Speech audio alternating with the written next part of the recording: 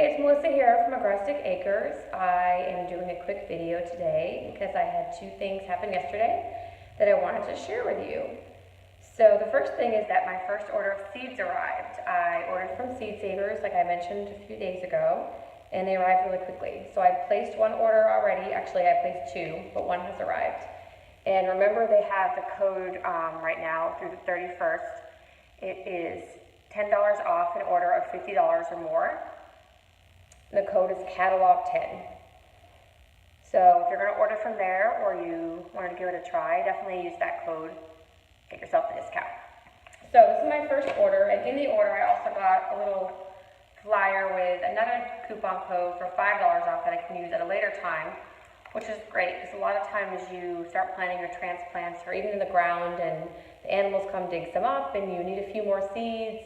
So that way I can order a few more as a backup plan. Okay, so what I ordered for my first order was a bunch of seeds here. Let's go through them with you pretty quickly in case anyone's curious about some of the varieties. And once all my seeds come in and I have them all organized with my past seeds, I'm going to go through the whole catalog of everything that I'm going to plant this year and my experiences with the ones that I have planted in the past. So first up we have the peas. I did not grow peas last year because I got a little behind schedule, because peas are actually fun to grow before it gets warm. So I like peas because it's kind of cold inside and you want to get your garden started, but it's too cold to plant most of your stuff outside. But you can usually plant peas. They plant before the last frost, usually about a good month or even a month and a half before the last frost.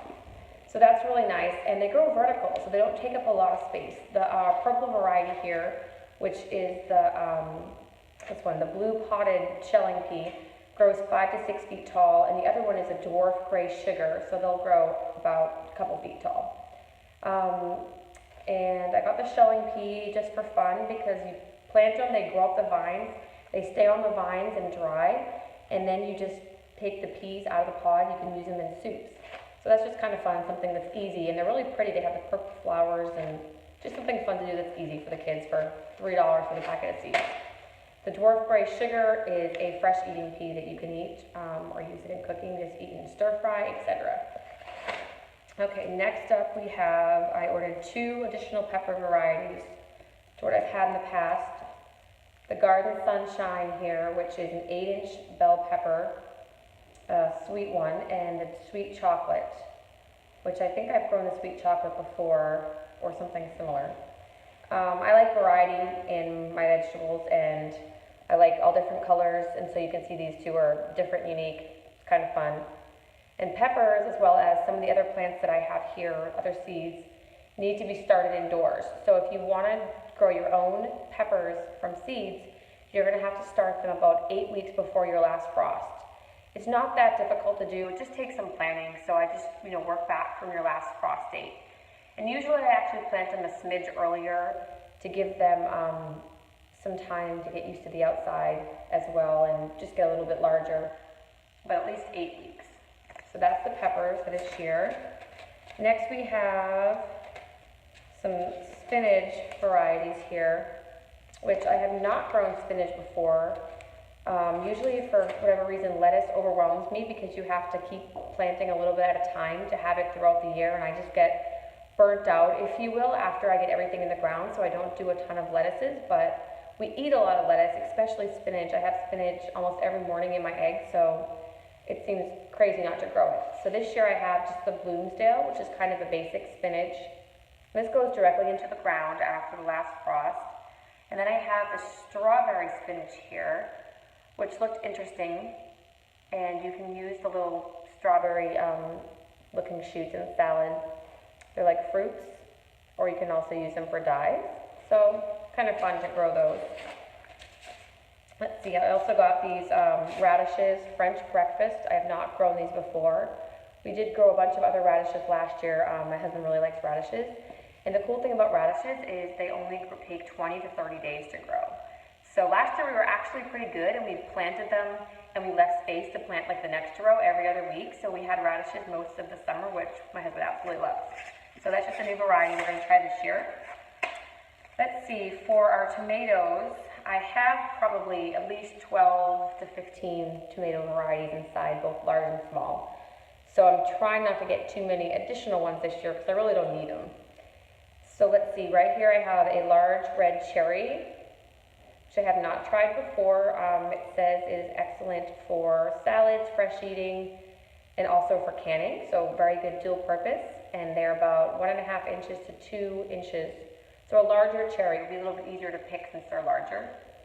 And these have to be grown inside 6 weeks before the last frost. So that's the first one. We also have the Black Prim, which is a very popular one from Seed Savers.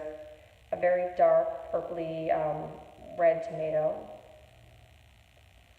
And I've grown that one before one other time and I really enjoyed it. And this year I'm also going to grow the Kellogg's Breakfast, which was just really pretty orange tomato, which grows large. It says it weighs, the beefsteak, it weighs 1 to 2 pounds. So we're going to try that one.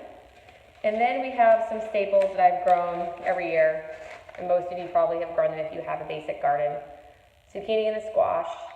We have the golden zucchini and the black beauty squash. These are just super easy to grow. You get a ton of fruit or vegetable. I guess technically it's a fruit because it has the seeds, but you get a ton off of it. It's fun, very hardy, and they grow quickly.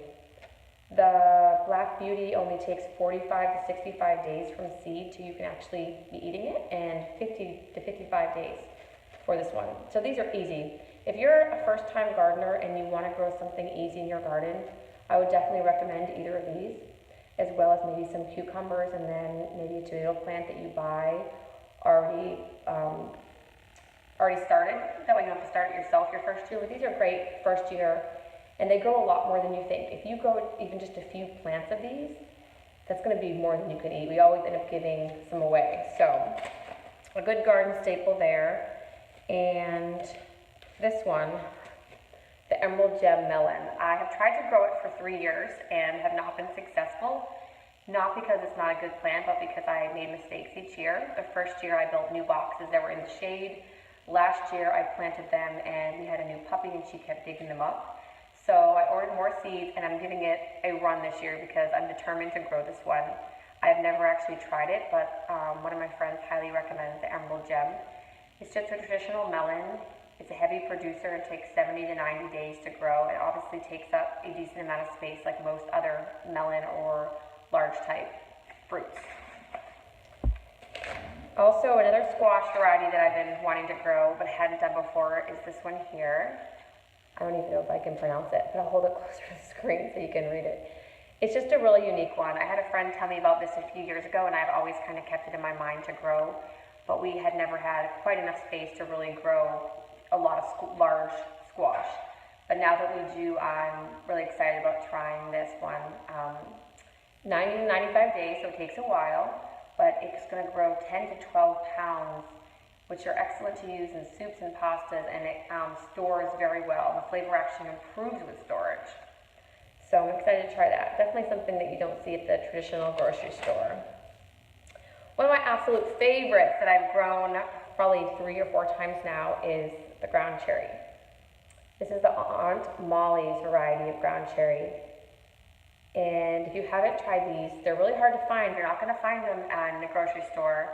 They're very unique, and every time people see these, they're like, what are those? They're really curious about them.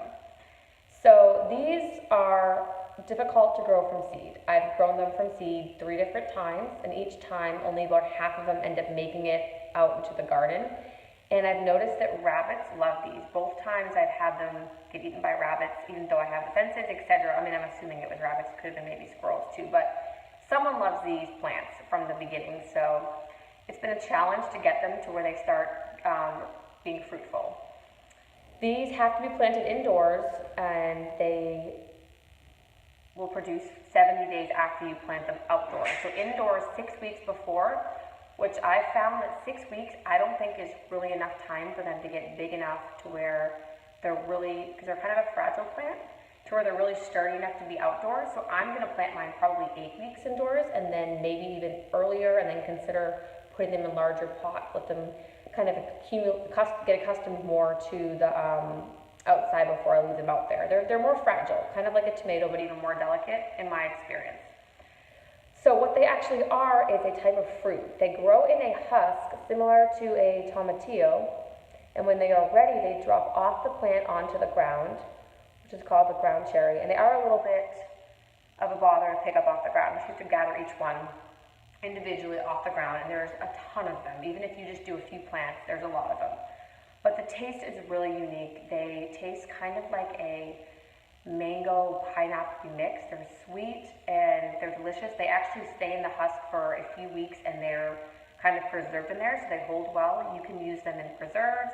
I've made them little individual pies before.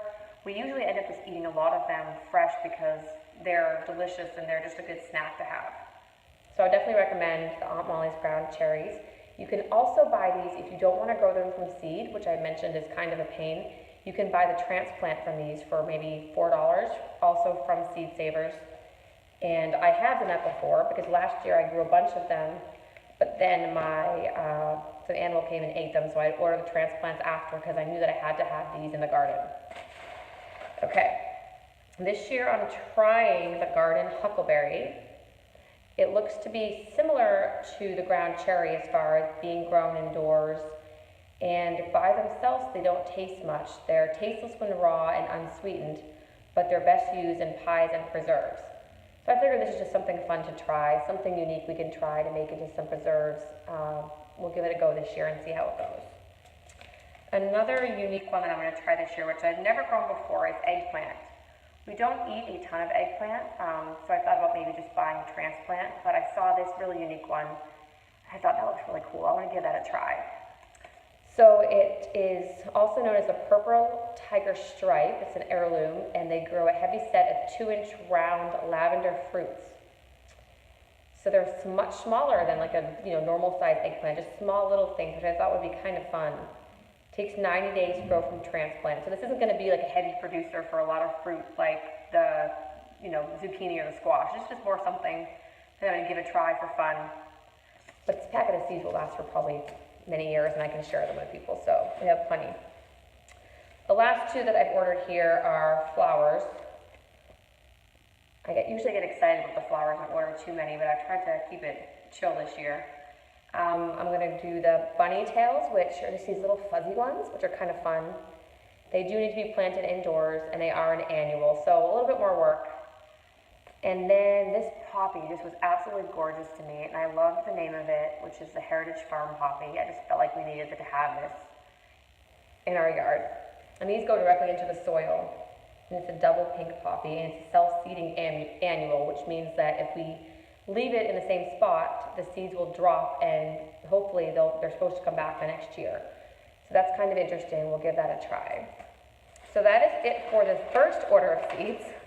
I have another order that is already on its way now, and then I ordered from the co-op from Rare Seeds, which I ordered about 25 packets, which those might not be coming for a few weeks at least. I'm not sure when the co-op ends, but when they do, I'll be sure to share those with you.